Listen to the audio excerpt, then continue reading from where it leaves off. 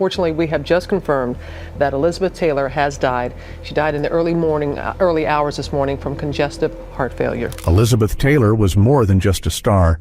She was an icon, a queen of Hollywood who redefined what it meant to be a celebrity. With her breathtaking beauty, mesmerizing talent, and her legendary portrayal of Cleopatra, Taylor became one of the most recognizable faces in the world. But behind the glamour and diamonds lay a darker, more complex side of this legendary actress.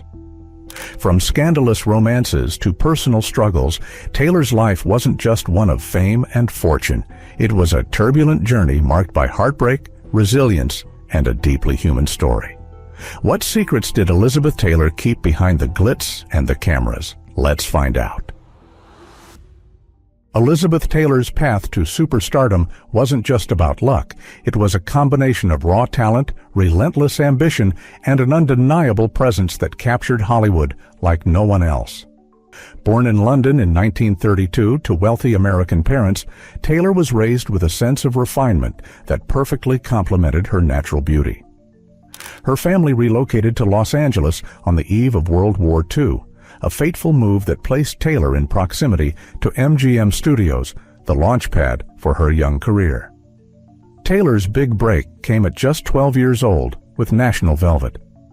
The film earned over $4 million at the box office, a staggering figure for its time, and catapulted Taylor to child stardom. However, the pressure of being portrayed as MGM's perfect little star weighed heavily on her. Reflecting on her early years in Hollywood during a 1993 interview with People magazine, she said, "I was always supposed to be smiling perfectly and polite. I felt like a doll in a showcase." Transitioning from child star to leading lady was notoriously difficult in Hollywood, but Taylor navigated it with ease.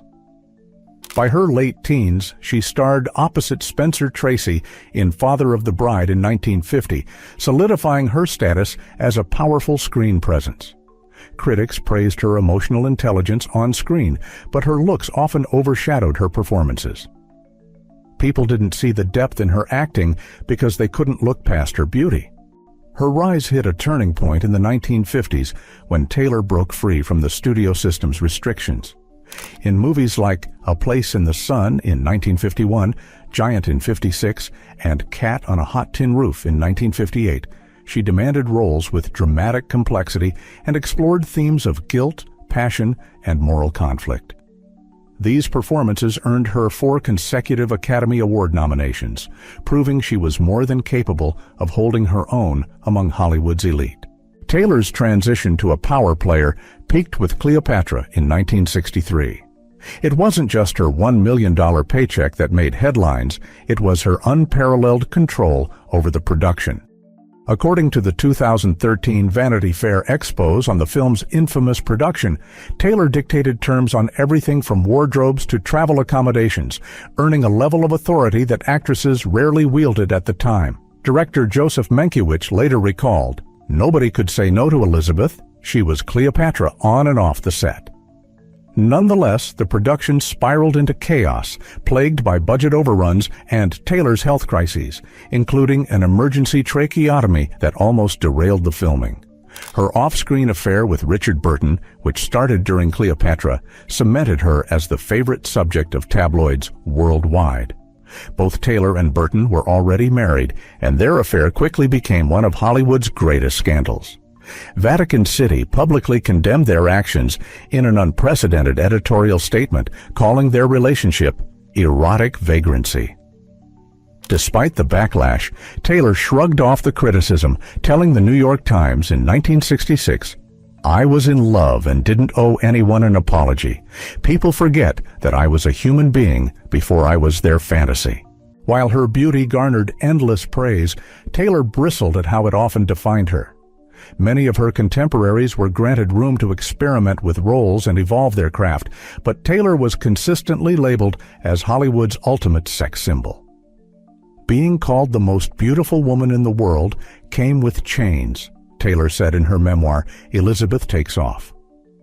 "It was a label I never asked for, but couldn't escape, no matter how hard I worked." Public perception of Taylor swung dramatically between adoration and scrutiny. Her taste for extravagant jewels, including her ownership of the world-famous 69-carat Taylor Burton diamond, was often criticized as indulgence. Yet in private, Taylor claimed her love for opulence was symbolic of survival. "Those jewels weren't just shiny objects to me," she told People magazine. "They were armor for everything I endured in the spotlight." Despite her immense stardom, Taylor admitted that her life in the public eye came with isolation. She once told Playboy in 1972, "Everyone wanted to be my friend, but nobody cared to know the real me. It was lonely being adored." As Elizabeth Taylor juggled scandals, success, and isolation, what personal struggles and controversies shaped the woman behind the Hollywood legend? Elizabeth Taylor wasn't just a Hollywood star. She was a lightning rod for controversy. Her personal life often rivaled the drama of her films, and she became one of the first celebrities to live her life unapologetically in the public eye. From tumultuous romances to lavish excesses, Taylor redefined what it meant to be a superstar, for better or worse. One of Taylor's most infamous scandals emerged during the filming of Cleopatra. Her passionate affair with Richard Burton, who was also married at the time, turned into an international sensation that gripped the tabloids. The Vatican even issued a rare public condemnation, calling her behavior an insult to public morality. Despite the backlash, Taylor and Burton's relationship carried on unfazed, with the couple later marrying twice. Reflecting on their tumultuous love affair in a 1988 interview with Time magazine, Taylor said, "We fought like cats and dogs, but he was the love of my life. The world judged us harshly, but we were two people trying to make sense of chaos." Her string of marriages, 8 in total to 7 men, only fueled the media frenzy around her. Taylor often joked about her reputation, once famously quipping, "I am very married. I've been married so many times that I've run out of fingers." But behind the humor was a woman who relentlessly sought love and stability. Her relationship with third husband Mike Todd, whom she described as her soulmate, ended tragically when he died in a plane crash in 1958. Todd's death devastated Taylor, and according to biographer John Randy Taraborelli in Elizabeth, she never recovered from losing Mike Todd. Every marriage after him was about chasing what she had lost. Public criticism of Taylor also extended to her extravagant lifestyle, which many viewed as excessive even by Hollywood standards. Known for her love of jewelry, she famously purchased the 33.19-carat Krupp diamond, which was later renamed the Elizabeth Taylor diamond, and the 69-carat Taylor Burton diamond, both of which became symbols of her larger-than-life persona. However, Taylor dismissed the criticisms, stating during a 1999 Barbara Walters interview, "People make a big deal about the diamonds, but to me, they represent pieces of my life, my victories, my struggles, my loves. They're tokens of survival." Taylor's fame also brought challenges that went beyond the glitz. Her addiction struggles in the 1970s became major headlines, with the actress openly battling dependency on alcohol and painkillers. In 1983, she entered the Betty Ford Clinic, becoming one of the first major celebrities to publicly seek help for addiction. In her memoir, Elizabeth Takes Off, Taylor admitted, "I wasn't just addicted to pills. I was addicted to numbing myself from the pain of being under the microscope every day of my life." Her candidness about her struggles helped pave the way for public discourse around addiction, especially among women in Hollywood. But Taylor didn't just weather her scandals, she often embraced them, using her unapologetic attitude to connect with fans who admired her honesty. Speaking with the New York Times in 1997, she reflected on her ability to endure criticism. "They called me vulgar, immoral, and everything in between, but I never gave in to the noise. It's not about being perfect, it's about being true to yourself." Elizabeth Taylor's life may have sparkled with glamour and diamonds, but behind the scenes she faced immense physical and emotional struggles that revealed her extraordinary resilience.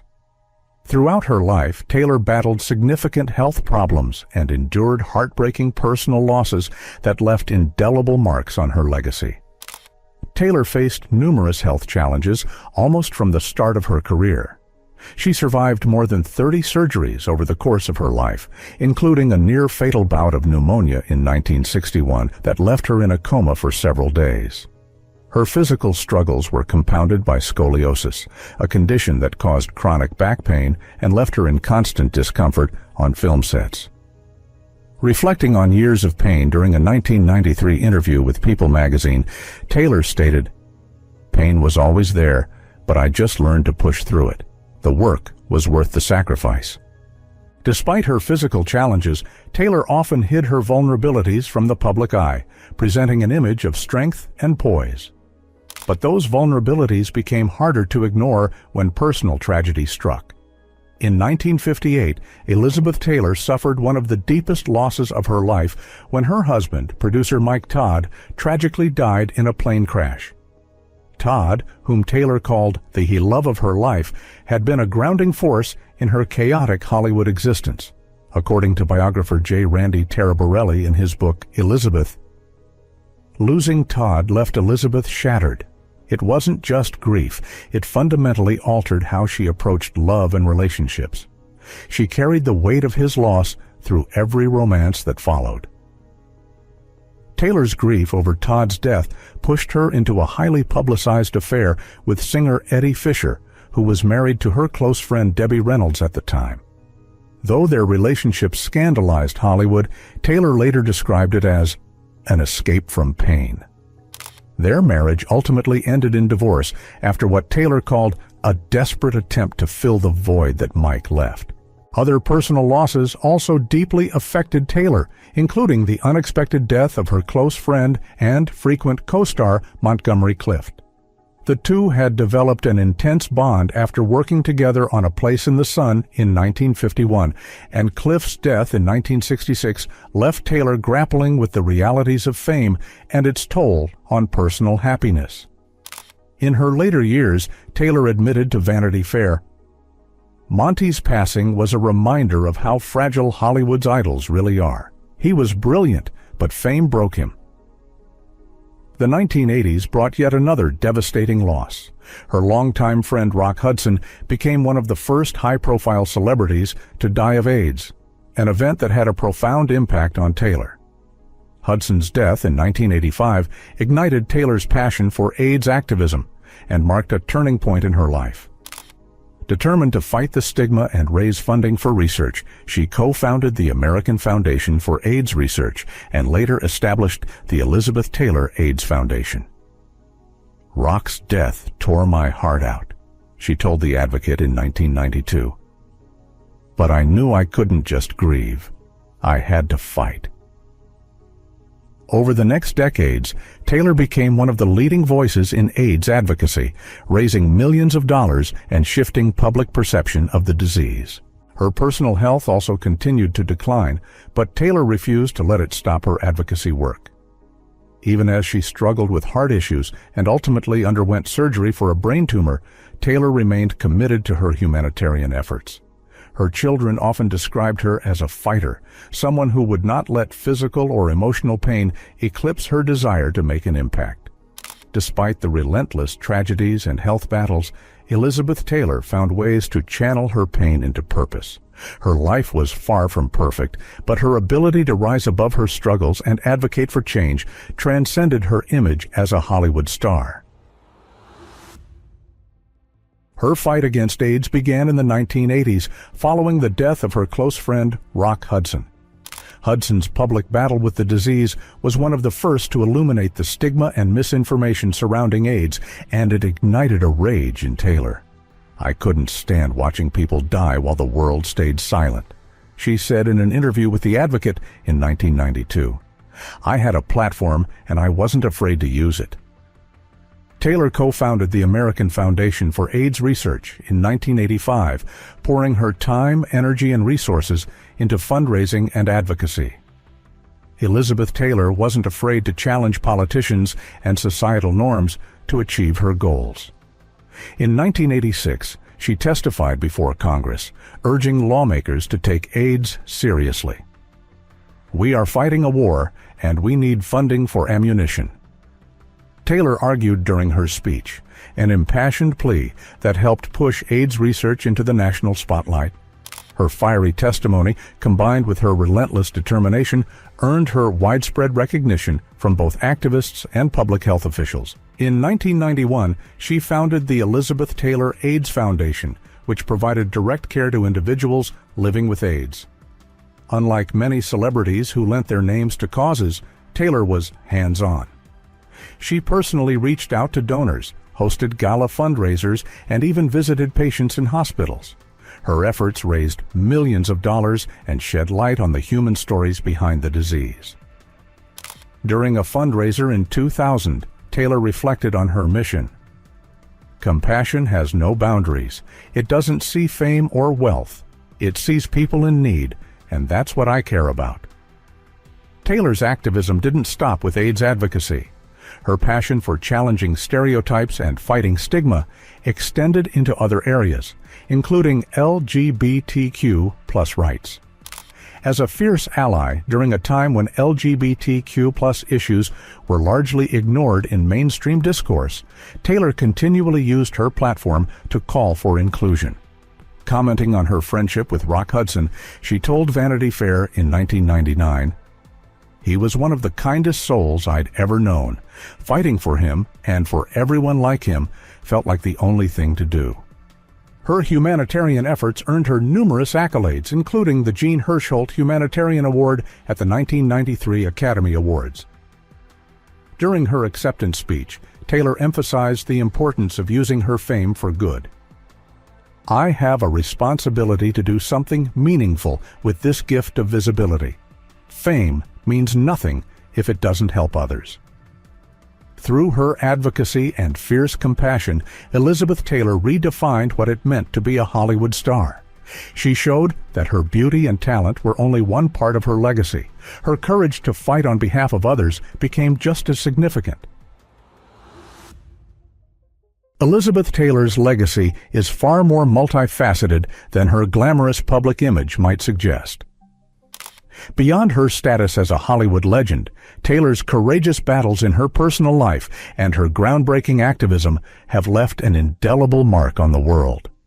Through her advocacy work, her humanity, and her tenacious spirit, Taylor arguably accomplished something even greater than her Oscar-winning performances.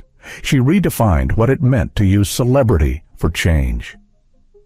In her later years, Taylor was vocal about how she wanted to be remembered. During an interview with Vanity Fair in 2010, she expressed, "I don't want my life reduced to beauty and jewels. If people think of me, I want them to think of someone who tried to be brave and make a difference." It's an apt summation of Taylor's priorities. While her movies cemented her as a cinematic icon, her tireless activism during the AIDS crisis and support for marginalized communities showcased a deeper sense of purpose. Her humanitarian efforts earned her widespread recognition, including honors such as the Presidential Citizens Medal in 2001. President Bill Clinton, who presented her with the award, praised her as a true pioneer whose courage and compassion have made the world a better place. Taylor's work made her one of the first public figures in Hollywood to transform personal loss, such as the death of Rock Hudson, into a global movement that broke stigma and saved lives. She raised over $270 million for AIDS research through her foundation initiatives, an achievement that has helped save countless lives. Even as her health continued to decline in her final years, Taylor remained involved in causes she cared about. She made public appearances to advocate for action and gave speeches emphasizing empathy and understanding. In her last major public address in 2007, during a benefit for the Elizabeth Taylor AIDS Foundation, Taylor poignantly said, "We are all connected by our humanity. If my life has taught me anything, it's that compassion, above all else, is what defines a legacy." Taylor's children and grandchildren describe her as a woman of contradictions, fiercely glamorous but deeply empathetic, extravagantly bold yet profoundly grounded in her values. In a 2012 interview with The Guardian, her grandson Quinn reflected on her duality. What made my grandmother so special wasn't just her fame, it was the way she never let her humanity be overshadowed by it. Today, Elizabeth Taylor's legacy lives on in many forms. Her films remain classics, her advocacy work continues through the Elizabeth Taylor AIDS Foundation, and her tenacity in the face of public scrutiny has made her a symbol of strength for generations of women. She showed that while beauty and talent can open doors, it's resilience, compassion, and purpose that truly define a life well lived.